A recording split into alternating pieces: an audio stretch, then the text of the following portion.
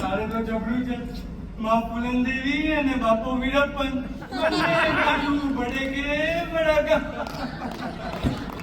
હા, એટલે જ મારે મરી જવું છે. નથી જીવવું. તારે મરી જવું છે એમ?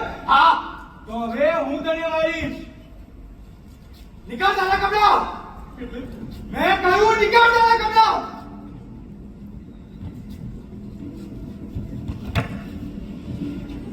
આજથી મૌલિક ખતમ ખતમ ખતમ.